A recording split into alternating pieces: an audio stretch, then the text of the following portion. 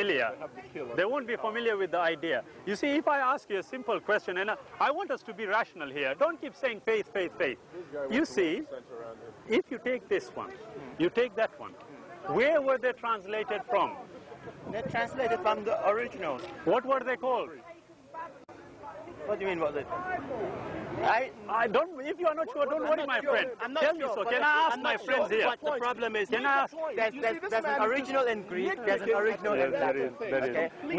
No, there's the Greek, there's what is known as a Septuagint, okay? That was translated into Latin, yes? Okay, that's true. Yeah. That's what happened, okay? Now that was the Latin Vulgate by Father Jerome. So far so good, okay? But before that there was the Codex Sinaiticus. Have you heard of that? Yes. Codex Alexandrianus. You've heard of that as well? You see, my friend, it's from those that these have been translated. Yes. Now, one second. One second. Now, in the Alexandrianus, you see, that is a fully inspired book. Yeah? Fully inspired. It has got all these 7 books inside. Yeah? Now, it has been removed from here. Okay? I'll finish with this point. What do you mean it has been removed from here? Well, in his book, you won't find those 7 extra books. They've been expunged because the Christians claim they are apocryphal. Oh, Judith, Tobias, yes, those. He says in the Catholic. Basically, what I am saying is, if you have removed them, okay, and they are in the original, what right did you have to do that?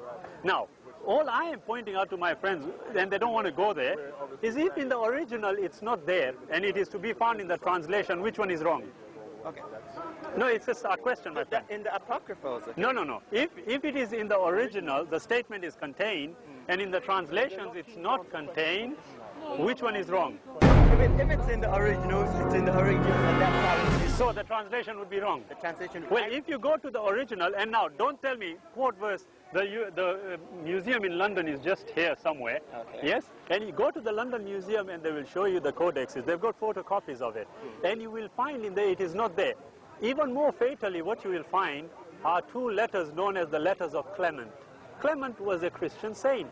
They were considered to be inspired of God, but they were removed from the translations. So now, all I'm asking... So was the book of Mary Magdalene. I could go and buy them tomorrow. My friend, those... Where's your point? They're not in there because if you listen carefully, if you listen carefully, my friend, you will see my question has nothing to do with what you just said. I said to you, you know what you just said about the Gospel of Thomas? Yes? Is it in the Alexandrianus Codex? I'm not sure. You don't know? No, I don't. Okay, I'll tell you it isn't there. But the letter of Clement is. Where's your point? Yes, the point is that Codex Alexandrianus is from where, one second, and Sinaiticus, no, and those Sinaiticus, listen to me, oh God, my Christian friends have a great, okay, I'll see you. I'm now running away because the argument is can you see what I mean? You see, when it comes, let's talk about the Quran. Let's talk about the Quran. Exactly. Where's the Quran from there? Can the 7 century on paper? Why is it you have it? And then we will, You see, about surahs that cannot be found. Why is it in the Quran you cannot write and not fully in Arabic when it's fully Arabic? You see, my friend, I'll tell you what it was. Here we were, okay, they were talking, so we came to ask them, okay. If I was standing here talking about Islam, they have every right to come and ask me. But I will give them the due opportunity to ask me. I don't mind, yes. However, there are certain facts, reasonably speaking, which we must establish before we can move on. Ask a Christian which book came first, the Bible or the Quran. Which one was it? It's the Bible. It was the Bible. It only makes logical sense to, finish with that before you move on. But I don't blame the Christians. They get emotional. You see, the point is, I mean generally, okay? This book has one verse, and this was the point I was trying to make to my friends. In the book of Revelations that the sister had referred to, chapter 22, verse 17 and 18. In Revelations 22, 17 and 18, it says, whoever adds or takes away, yes, to him shall be the curse of God and the diseases. Yeah?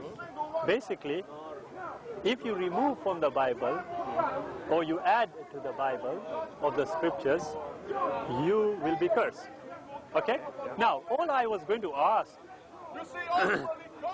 if he was a Protestant Christian and I was a Roman Catholic Christian, yes, he's got a Bible in his hand, yeah? No, don't worry about it, yeah? He's got a Bible. It's known as the Protestant version. From Genesis to Revelation, there are 66 books. Basically meaning Genesis, Leviticus, Numbers, Deuteronomy, etc., etc., yeah? But in this one of the Catholic, there are 73, including the Maccabees, 1, 2 Maccabees, etc., etc. These are the ones that the Protestants consider to be apocryphal. Now, I ask the Protestant, according to Revelations 22:18, if I consider this to be the book of God, you have taken away 7 books, haven't you? Can you follow the reasoning? Yes. Right. According to this, yes, according to this, yes. he would have taken away 7 books. Yeah. Now, if I was a Protestant looking at the It Catholic, would be vice versa. and I believed it to be the God, he has added 7. Yes. Who are cursed? Both are cursed. That's the point I was trying to make before my friend did a run. Okay? However, if I can just finish it. Because there's a slight thing you have to look at here. Right? Go ahead. Okay. Oh, I have to ask because I'm not too sure. Don't worry about Did it. the apocryphals come after Revelations or before? Well before. Well before. Well before. Okay. Not only that, the point I was making is, you see, unfortunately, when it comes to facts, my friend, people run away. Yeah? The facts are this. You know, I mentioned Alexandrianus Sinaiticus. Yeah. These are the books from which all the translations emanated. Now, in those books, But if I even can in just the finish. translations, though, they do not all agree. No, these translations I'm talking about, these the ones we have current day. You see, you know, the sister was talking about the King James Version. Yeah. That one, if you look at the RSV of 1952, that's the Revised Standard Version, it tells you in the preface. Now, the question is, if the resurrection and ascension were not in the original, were they made up? It would appear so if they were not in the original. Now, have a look at this. I mean, just as we are, okay? If I just show you something very We quickly. do not have the original. But I agree. But now, I look, my friend, count from 19 to 25. It's not a trick question. Go on, count. Right. Now look at this. Matthew chapter 17. I want you to read me verse 21. Read me verse 21. No, 21. What's happened to 21? See, 20 is a long verse.